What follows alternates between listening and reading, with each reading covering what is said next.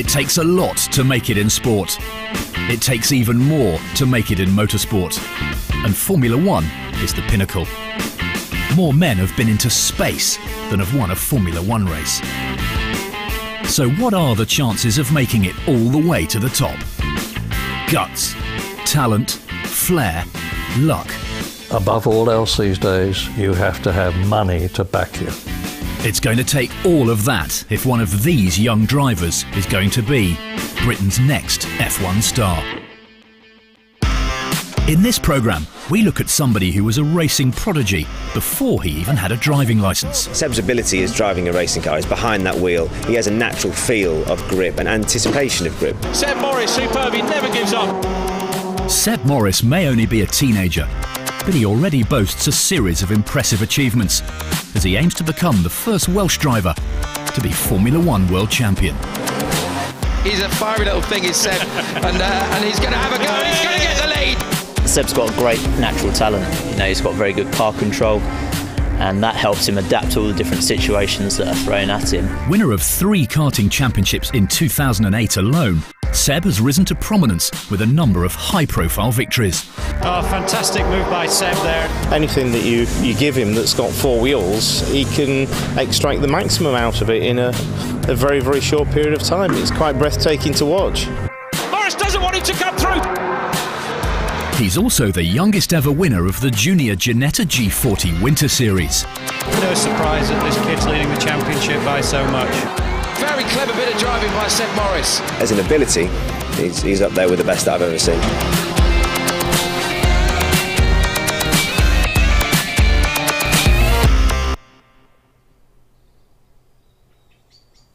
I live with my mother and father and brother George on the outskirts of Wrexham in a little town called Marford.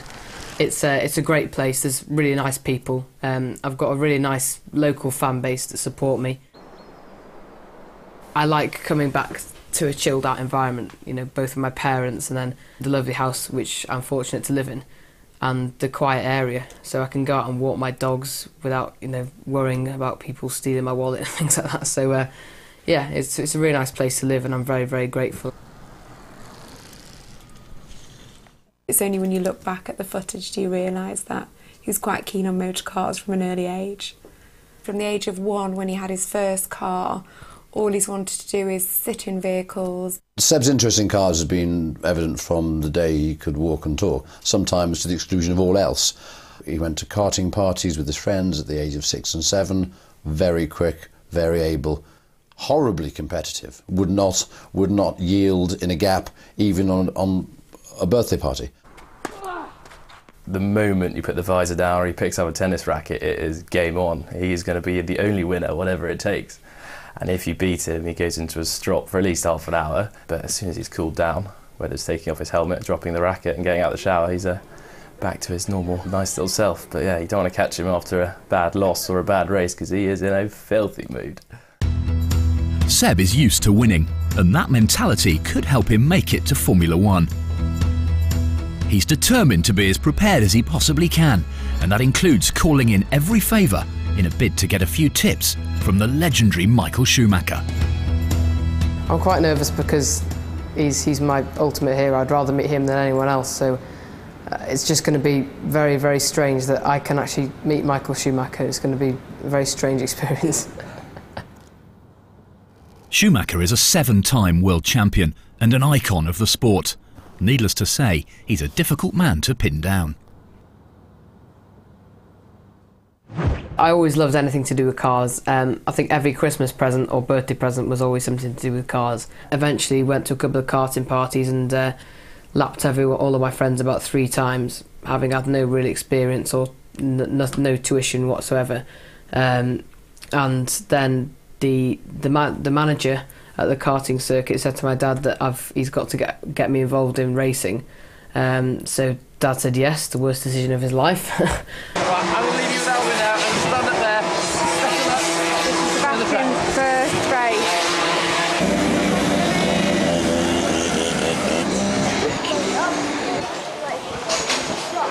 Well done. Motor racing has become a very large part of our life. It has to be. To race at the level he's racing at, It needs his dedication and commitment. It needs Victoria's backup, love, commitment and dedication.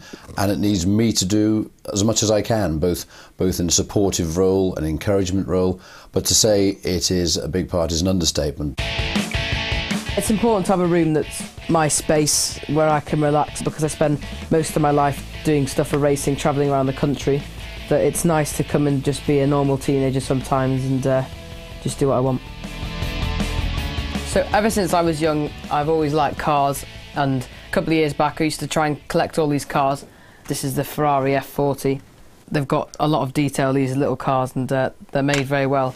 They're pretty cool to have in your room, even when you're slightly older. I like to still think I'm a bit of a child inside, but these things should be worth a lot of money when I'm older, so I like to keep them till then. One of these helmets usually costs around £1,000 to £2,000.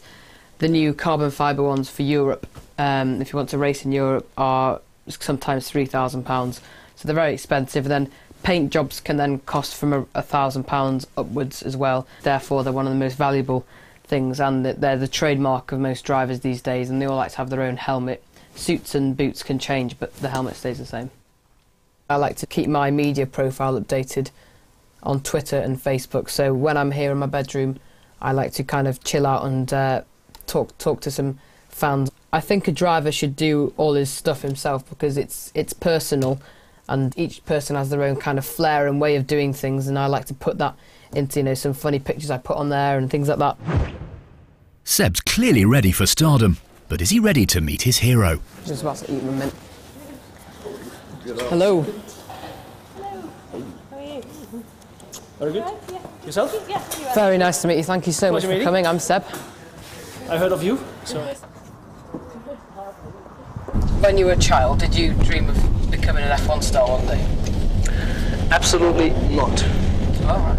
I was a happy kid, home, living a very normal life, I would say. And my dream was being on the go-kart track. Yeah. A lot of young drivers that on the way to Formula 1, they are naturally talented. So how can you be better than another good naturally talented? Work harder. And that's what I did. I mean, I guess I set the standards in terms of fitness level.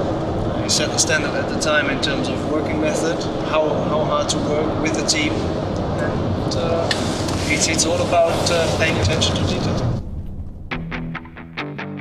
Racing drivers these days have to be as fit as they possibly can be, and I like to try and think I'm one step ahead of everyone else and always prepare for the next Formula Up. We want to try and build that leg strength up as much as possible, especially for the new single season. This is a small space but means a lot, and everything's packed in, so you can just quickly jump from one thing to the other and go as fast as I can. So here's my Ginetta 2011 trophy. This cup's very important to me because it's not just a cup, it's the effort that's gone into actually achieving it. And I'm the youngest guy to have ever won the championship, so that's why it's in pride of place.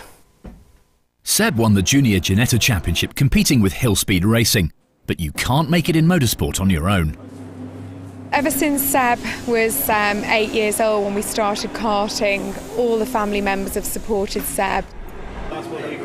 Seb thrives on the relationship with his manager, with his driver coach. I totally believe in the support network behind him. You have to find the right people to work with.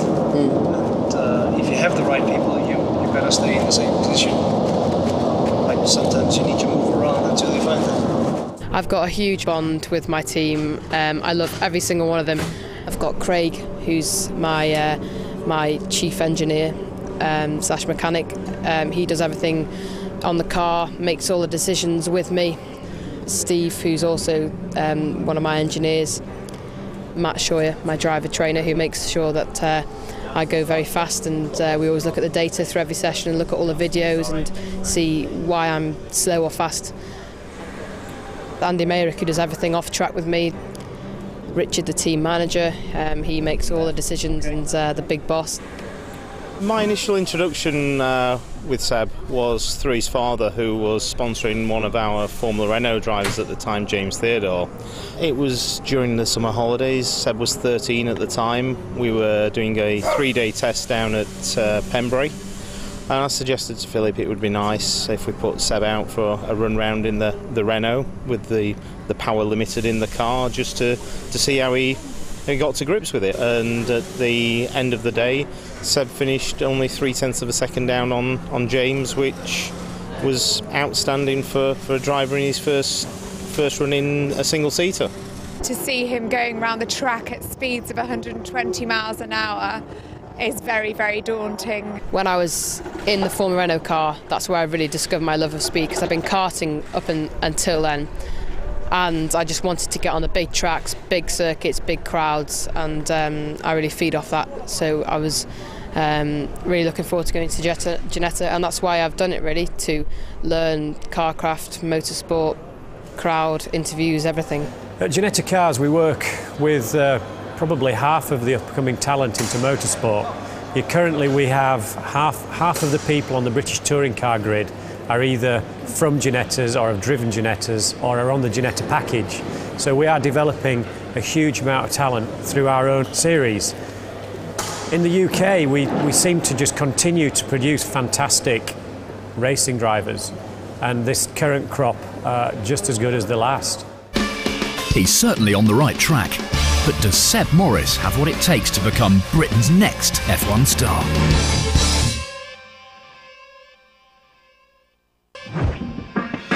Seb Morris was the youngest ever winner of the Junior Ginetta Series, looking to make it as the next big thing in Formula One.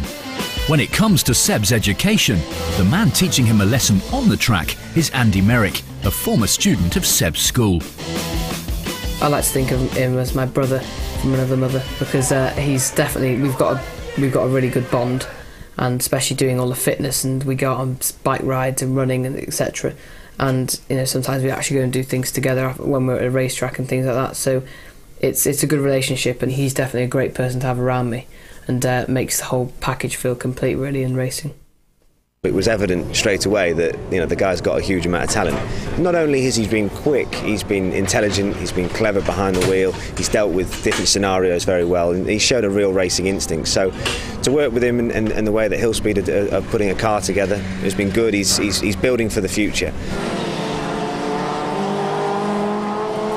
I mean, the main advice that but it's already, you passed that stage, I would have given to younger kids, is to stay in go-kart as long as you can, as you should. And there is this modern fashion that young kids, they want to arrive in Formula One, they want to be out of the go-kart as early as possible. And I don't share, because the knowledge, the experience, the fighting, the in-fight situation that you can have in go-kart, and that you learn from, and that is very important for you at the later stage. You can't pick up in any single-seater junior racing. Plus, if you're too early and too young into a single-seater, what do you do with, for example, 17, 18, if you're already in GP2 and you win the championship? And maybe not yet being matured enough to be a Formula One driver. Because every step is a big step, it's a big challenge, and it needs a lot of preparation, it needs a lot of confidence, and it's sometimes better to build up your confidence and go one step slower, and have a second year of a category, of winning that category, dominating it, and getting full confidence into the next one. Maybe take another 2 years there, in order to be well prepared. And even if you 2021, you are never too old in that age to enter Formula One. The worst you can do is to arrive too early and crack under this pressure. Your season, your career is almost finished, because I can't remember anybody that came into Formula One, and I know quite a few, they came in too early, weren't ready, couldn't achieve what they wanted to achieve, couldn't stay in Formula One, but desperately wanted to stay. Came back again at a later stage, but never managed to get back into the top area. So the main advice is take your time and prepare yourself properly, and don't try to rush through things. In spite of his burning ambition to race, it's important Seb's education doesn't take a back seat. He attained his GCSEs, and his teachers recognised that having such a high-pressure hobby has forced Seb to grow up faster than his schoolmates. I think Seb is quite an unusual student because he obviously has a whole different life, and that gives him an element of maturity that others don't have. He's mixing with adults. He's a child in an adult world on the racing circuit. So he does have a different approach possibly than others. But on a one-to-one, he's always very mature, very articulate, and has a real clear goal of what he wants. Motorsport started out like these. Cars, basically no safety awareness, no one really knew about it. It was basically a bunch of very rich, older people than they are nowadays, doing it as a bit of a hobby. How many 16-year-olds do you know who arrive at school in the morning or with coffee? In one of these sort of warm mugs, there he is, he's arriving with his coffee. And that is, that to me, that's Seb. He is mature for his age, and that's why he has these quirks, and I wouldn't want to change him. Well, Monday to Friday he's at school with the rest of us. He does the same things as us. But then, come the weekend, he goes off, he does his motorsport racing, and that makes him a very special child because he's got to be able to do both of those lifestyles at the same time and manage the school so he can do the work. When he's at the track, he's not a typical 16-year-old boy, he is a race driver, and then when he's out in town with us and his mates, you can see that he is actually a normal boy. It's quite a role reversal. It helps that the school and all my friends are very supportive of my racing, so I kind of push that to one side and just become a school student here with all my friends.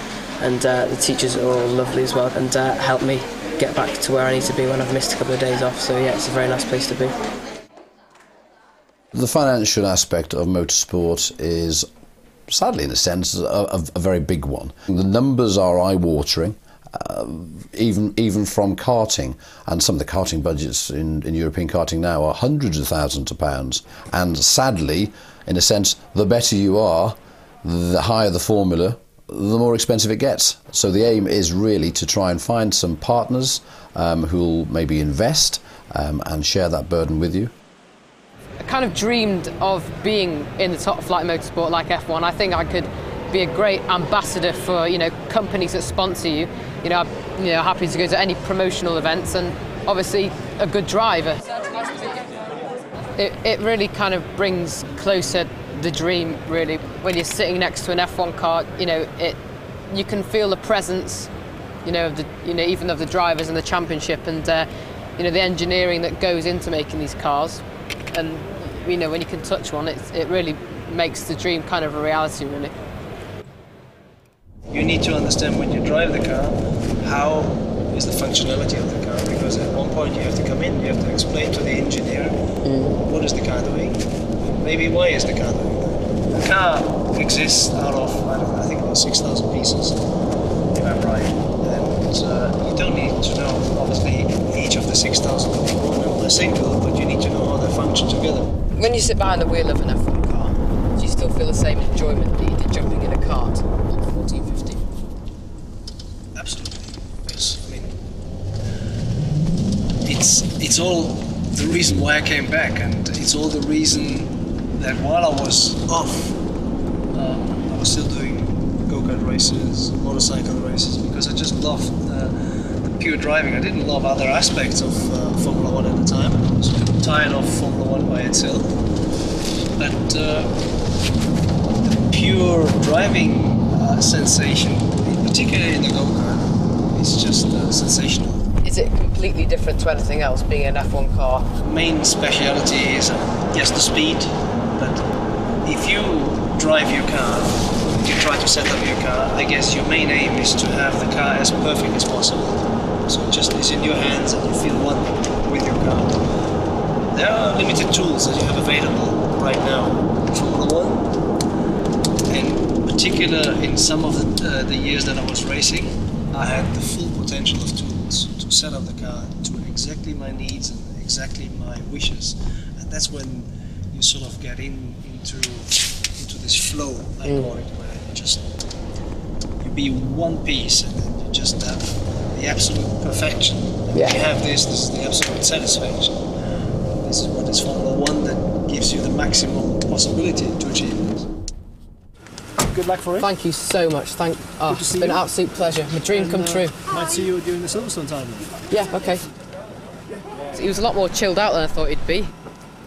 It was very cool to hang out with Michael Schumacher. Definitely something to remember. The aspiration to be a Formula One driver is very laudable and understandable, and hopefully may one day be attained, but one's got to just do the mathematics to realise that there are 24 places out of 7 billion, and that's a pretty slim chance. It's difficult to see anything motorsport-wise that Seb couldn't turn his hand to. He's definitely got it in his head, and he's got it in his feet. Motorsport is all about, being positive in the mind, and Seb's got a great attitude to his racing. I do it for the exhilaration of speed and to prove to people that I can actually do it and try and get to F1. He's got age on his side, he's a complete package as a driver both in and out of the car, and if Seb wanted to go in the direction of Formula One, I see Formula One would have a place for Seb in a few years. I hope as a mother that he can carry on in motorsport, enjoy it first and foremost, but obviously have a paid career out of it somewhere down the line. My ambition is just to be paid for doing what I love, driving cars, whether it be TV presenter or an F1 driver. I'm absolutely fine with whatever, as long as it's got 4 wheels. Fingers crossed, really. If Sebastian can end up being a top-flight professional driver in a top-flight series, be it Formula One, be it in America, be it in the Le Mans series, be it in the GT series, I will have done my job, Victoria will have done her job, and more particularly he will have done his job. To follow in their footsteps would be amazing. The likes of Prost, Senna, Michael Schumacher, but let alone to think you could actually be one of those people. In 30 years' time, people could go, Seb Morris. That's just an amazing feeling.